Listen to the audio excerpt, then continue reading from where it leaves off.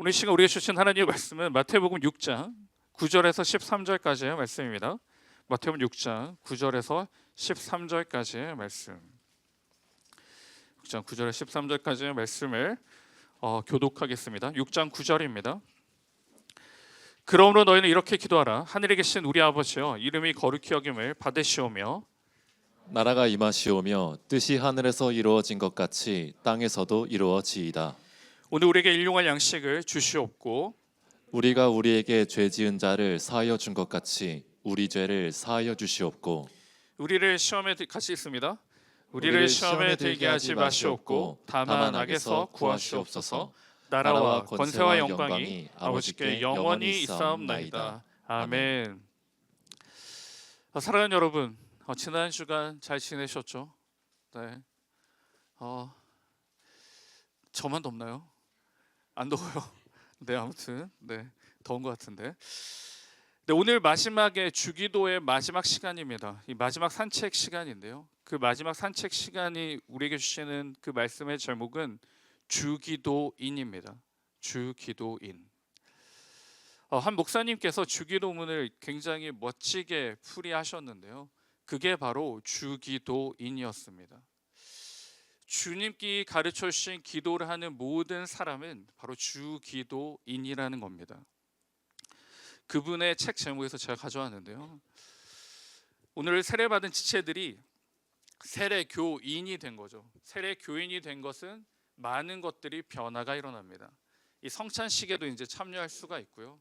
여러 가지 교회의 주권을 행사할 수 있는 변화를 경험하게 됩니다. 주기도인, 삶이 변하게 되었습니다. 무엇으로요? 기도로 삶이 변화된 사람들입니다. 여러분은 어떠한 인입니까? 어떠한 인이에요?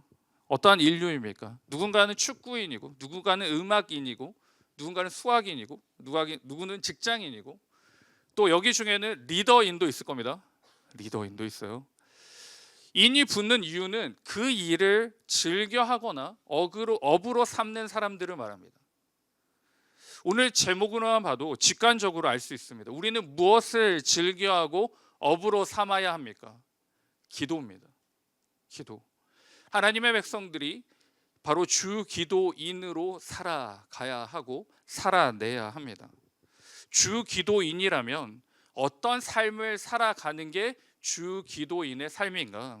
첫째는 키퍼의 삶을 사는 사람들입니다. 90년대 유명한 골키퍼 한 명이 있었습니다. 이 파라과이 국가대표 골키퍼였는데요. 칠라베르트라는 사람이었습니다. 2002년도에 한일 월드컵 때도 참가를 했었는데 이 사람은 일반 키퍼와 다른 사람이었습니다. 뭐냐면 킥이 너무 좋았어요. 킥이 워낙 좋아서 페널티나 프리킥을 차는 사람이었고 또 골도 넣는 사람입니다. 그런데 이 골키퍼가 유명해질 수 있었던 한 가지 이유가 있는데요. 그게 뭘까요? 킥을 잘해서 유명한 게 아닙니다. 키퍼도 잘하는데 킥을 잘 차는 거예요.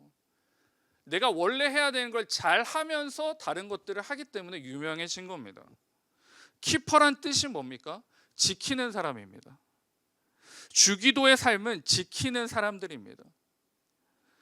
무엇을 지킬까요? 시간을 지킬까요? 아니면 이 나라를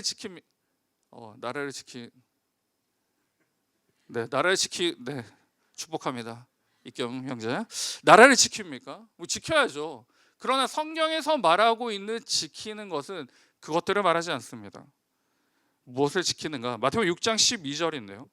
우리가 우리에게 죄 지은 자를 사하여 준 것 같이 우리 죄를 사하여 주시옵소서라고 고백합니다. 죄에 물들지 않을, 죄가 나타나지 않도록 나를 지키는 겁니다. 그게 주기도인이 키퍼의 삶을 사는 것입니다. 여러분, 죄에 대해서 설교할 때마다 많이 들었죠. 죄는 몇 가지 종류가 있는데 구약과 신약에서 하나씩 살펴보도록 하겠습니다. 구약의 대표적인 죄는 히브리어로 하타라는 단어를 사용합니다. 하타. 하나님의 기준에 미달된 상태, 미달된 행동이 바로 죄입니다. 창세기에서 대표적인 인물이 있는데요. 창세기 4장 7절에 보시면 가인이 그 예입니다. 하나님의 기준에 합당하지 못했습니다. 신약으로 오게 되면 이제 헬라어를 사용하는데요. 하마르티아라는 단어를 사용합니다. 이 말은 표적에서 벗어난 것을 말합니다. 표적이 여기 있는데 화살이 어디로 갈까요? 몰라요, 어디로 가는지. 제가 우리 지난 겨울에 교육자들과 같이 수원으로 뭐라고 해야 될까요? 리트릿을 간 적이 있습니다. 리트릿을 갔는데 거기 보니까 이제 양궁인가요, 뭔가요? 국궁인가요? 그걸 쏘는 게 있어요. 그래서 이제 교육자들이 짜르륵 써가지고 쏘았는데 신기한 건 뭔지 아세요? 나는 분명히 쐈어요. 표적은 없어요. 어디로 갔을까요? 알 수가 없습니다. 죄란 무엇일까요? 내가 쏘았어요. 하나님께로 쏘았어요. 그런데 다른 데 꽂히는 거예요. 빗나가는 겁니다. 그게 신약 성경에서는 하말티아라는 단어를 사용합니다. 로마서 5장 12절 말씀이 그런데요. 5장 12절을 보시면 그러므로 한 사람으로 말미암아 죄가 세상에 들어오고 죄로 말미암아 사망이 들어왔나니 이와 같이 모든 사람이 죄를 지었으므로 사망이 모든 사람에게 이르렀느니라. 여기서 죄가 바로 그겁니다. 관역에서 벗어났다. 하나님 앞에 맞추어지지 않는다. 여러분, 죄에 대해서 우리는 키퍼가 돼야 됩니다. 나 자신에 대해서도 또 우리 공동체에 대해서도 옆에 있는 지체들에게도 우리가 키퍼가 되어줘야 됩니다. 나를 지키고 우리를 지키고 우리 모두를 지키는 사람, 그 사람이 주기도인입니다. 그러면 어떻게 죄에 대해서 나를 지키며 살까요? 어떻게 우리를 지키며 살아갑니까? 어떻게 해야 될까요? 우리를 지키고 죄로부터 지키는 것은 간단 명료합니다. 기도하는데요. 어떤 기도를 할까요? 용서함으로 기도합니다. 용서함으로. 죄가 왜 죄로 나타날까요? 왜 하나님으로부터 간역이 벗어납니까? 나의 감정과 나의 기분이 앞섭니다. 그러니 그냥 넘어갈 수가 없습니다. 원수에게 필요한 건 뭘까요? 복수입니다. 칼을 갈아야 됩니다. 그래야지 내가 월등하고 나의 감정들이 소모가 됩니다. 그러나 그건 모든 감정의 그 시작이 바로 용서가 아니라 원수를 갚는 겁니다. 죄는 언제부터 시작될까요? 가인의 예를 들었는데요. 자신의 감정을 억누르지 못하고 자신의 감정들을 표출했을 때 죄가 나타납니다. 우리는 이 죄의 키퍼가 될 때 용서할 수 있어야 됩니다. 누구로부터요? 우리 옆에 있는 지체들에게. 또 더 나아가서는 나를 용서할 수 있어야 됩니다. 나를 용서하지 못하는 사람들이 굉장히 많습니다. 나의 지금 상황과 환경들을 이해할 수 없죠. 받아들일 수 없습니다. 나를 더 옥죄며 살아가는 사람들도 있습니다. 여러분, 나 자신을 용서하시기 바랍니다. 주의 사랑으로 용서하시기 바랍니다. 그리고 옆에 있는 지체들을 용서하시기 바랍니다. 어떻게 해요? 기도함으로 용서하시기 바랍니다. 그게 나를 지키는 거고 우리를 지키는 거고 공동체를 지키는 것입니다. 용서는 그냥 내가 용서해 줄게 그냥 덮어놓고 넘어가는 게 아닙니다. 용서하기 위해선 필요한 게 분명히 뭐라고 말씀합니까? 간구입니다. 부르짖어야 됩니다. 나를 힘들게 하는 존재가 있습니까? 나를 힘들게 하고 나의 입술을 더럽히고 나의 마음을 더럽히는 누군가가 또 어떠한 상황과 환경이 있습니까?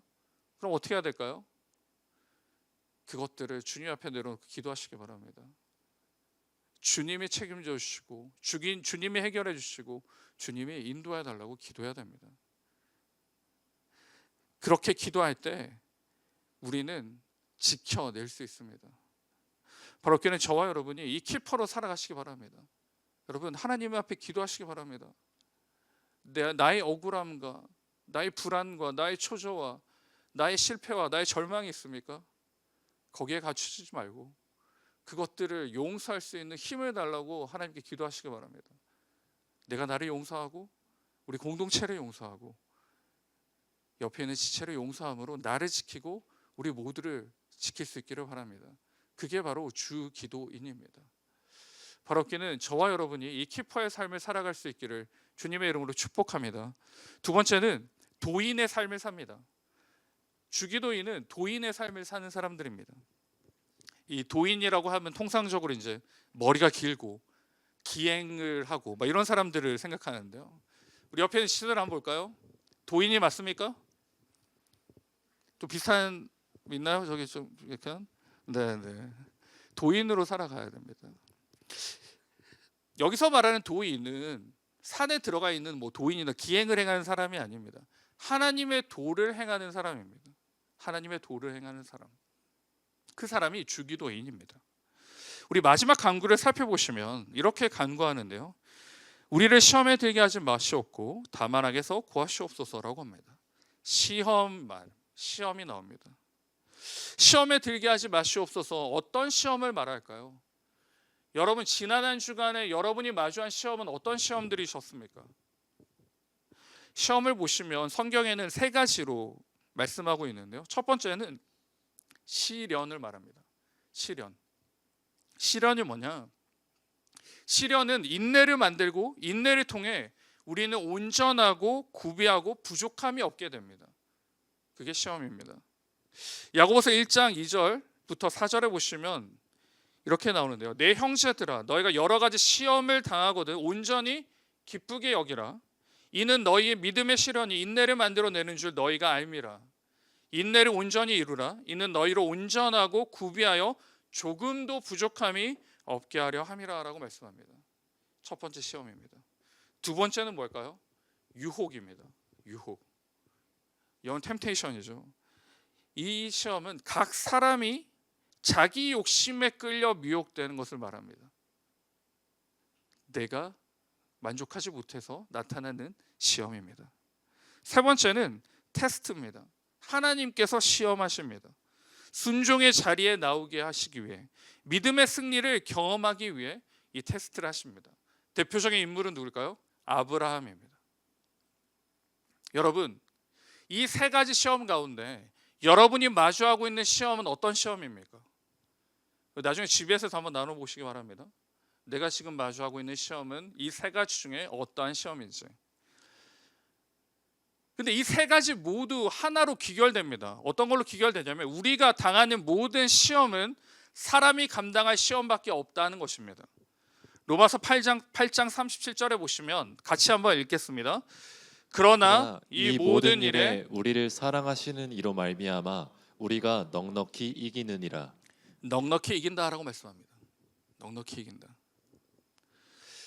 여러분 앞에서 우리가 세 가지를 살펴보았지만 결국에 하나님을 떠난 시험은 누가 만들어내는 것일까요?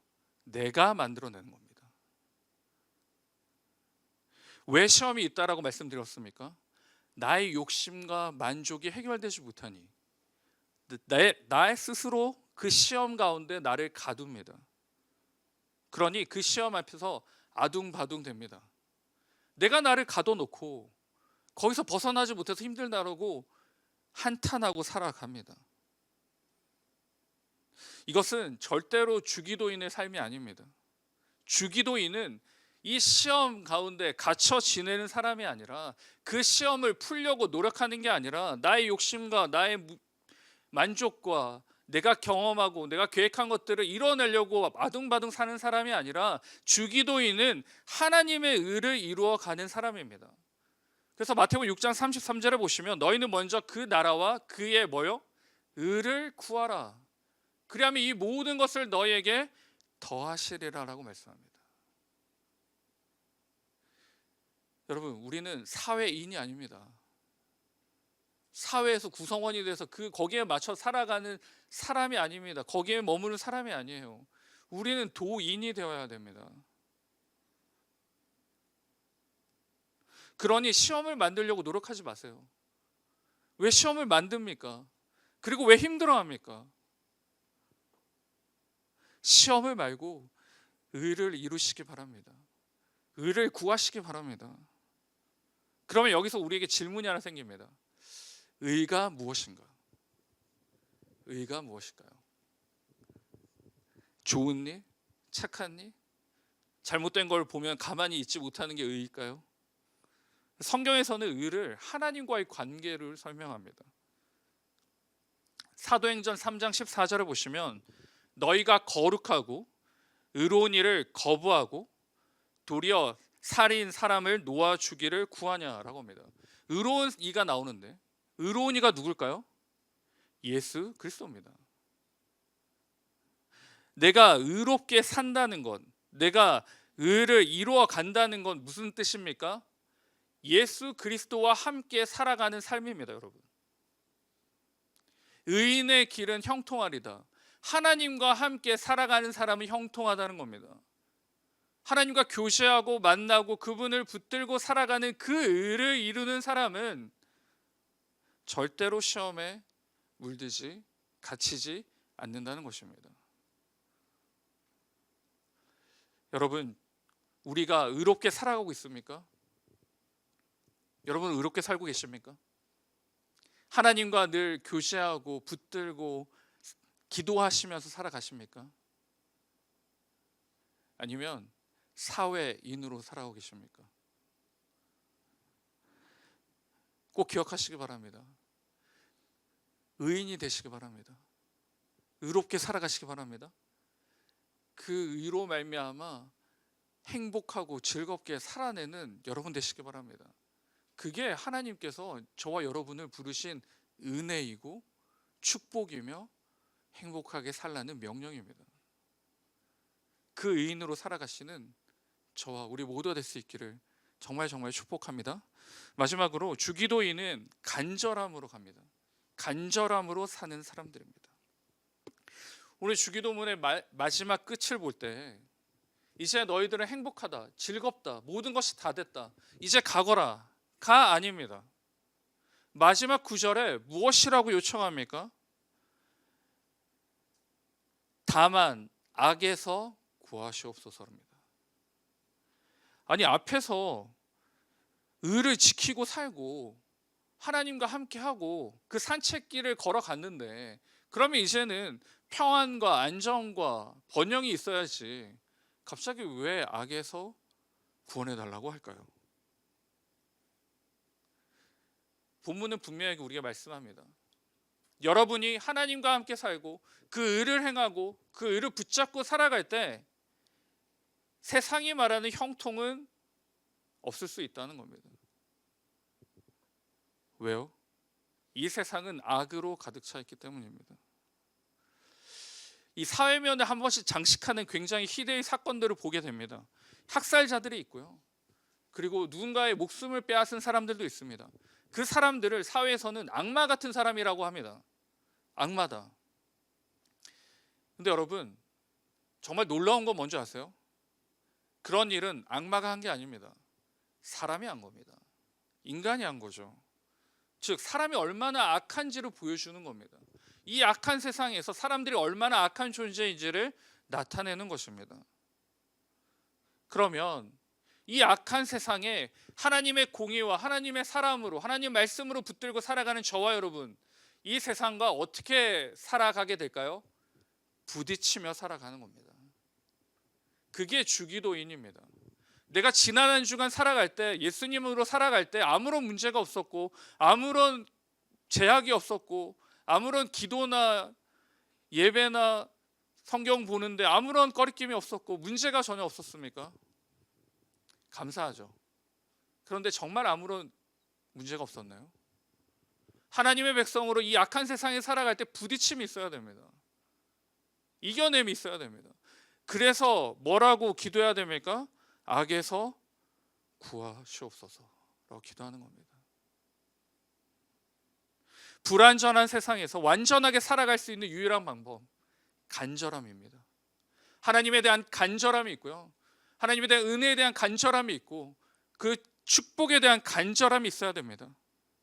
그 간절함은 어떻게 채워질까요? 성령의 충만함으로 채워집니다. 주기도인은 이 불완전한 세상 그리고 악으로 가득 찬 이 세상에 성령 하나님의 충만함으로 살아가는 사람들입니다. 성령 충만함을 어떻게 받으며 누리며 살까요? 간절함입니다. 그리고 나의 모든 것을 내려놓고 주님께 의탁하는 겁니다. 모든 것을 내어 던지는 겁니다. 그때 성령 하나님이 우리 가운데 충만합니다. 그 충만할 때 우리 앞에 놓여져 있는 이 시험들과 어려움들과 부딪힘들이 뭐가 될까요? 문제가 되지 않습니다. 거뜬히 성령 하나님을 붙들고 뛰어 넘어가게 됩니다. 여러분, 간절히 소망하시기 바랍니다. 간절히 부르짖으시기 바랍니다.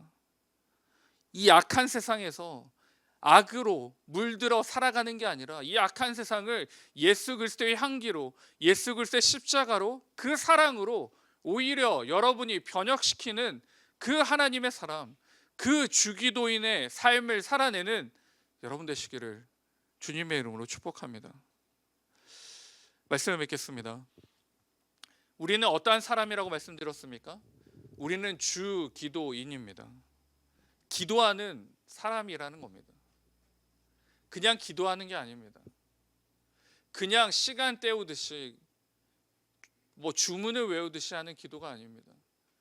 이 땅을 위해, 교회를 위해, GBS를 위해, 그리고 옆에 있는 지체들을 위해 진심으로 기도하는 사람, 그 사람이 주기도인입니다. 간절히 주님을 붙잡으시고 그 하나님과의 대화를 시작하시기 바랍니다. 이 대화를 통해 하나님께서는 여러분의 삶 가운데 역사하실 줄 믿습니다. 인도하실 줄 믿습니다. 분명히 승리하실 줄 믿습니다. 이 믿음 붙잡고 이 삶을 살아내는 우리 모두가 되기를 주님의 이름으로 진심으로 축복합니다.